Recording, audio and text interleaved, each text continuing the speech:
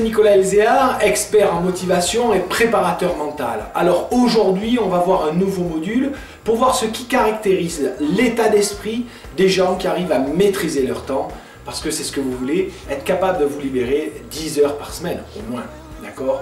Donc aujourd'hui, le point important à comprendre, c'est que les gens qui maîtrisent leur temps, justement, consacrent en priorité leur temps à ce qui est important pour eux. Alors moi, j'ai fait plusieurs formations sur la gestion du temps, j'ai lu des livres, on nous parle toujours de gérer ce qui est urgent et important, faire la différence entre les deux. Ben, moi, j'ai eu beaucoup de mal à faire la différence entre les deux. Ce qui est important, c'est ce qui a de la valeur pour moi. Et ça c'est vraiment très important à comprendre, de déterminer ce qui a de la valeur pour vous. Qu'est-ce qui est vraiment important? Qu'est-ce qui restera dans 5 ans ou dans 10 ans? Aujourd'hui, est-ce que le soir, regarder la télévision, c'est vraiment important? C'est-à-dire que ce que je regarde dans 5 ans ou 10 ans sera un impact dans ma vie? Ou alors, il vaut mieux que je le consacre à discuter avec ma compagne ou mon compagnon, avec mes enfants, à peut-être développer un projet pour moi, etc. etc. Qu'est-ce qui est vraiment important pour moi?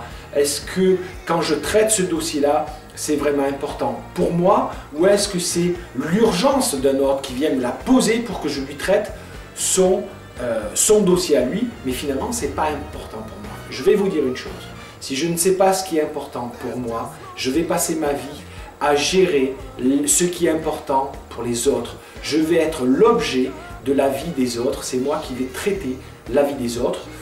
Parce que les autres vont simplement me dire, tu peux faire ci, tu peux faire là, et moi je vais dire oui, oui, oui, oui. D'accord? Et si je ne sais pas quoi faire, je ne sais pas comment m'occuper, eh bien, je vais faire les premières choses qui me viennent à l'esprit, qui viennent là tout de suite, mais je ne vais pas faire ce qui est vraiment important pour moi.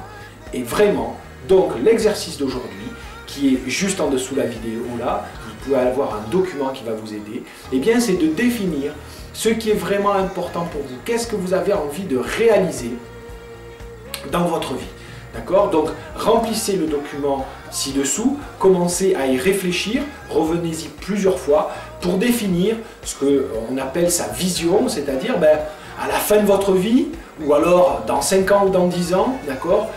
Eh bien, qu'est-ce que vous aimeriez avoir réalisé? L'idée, d'accord, c'est pas de vous contraindre.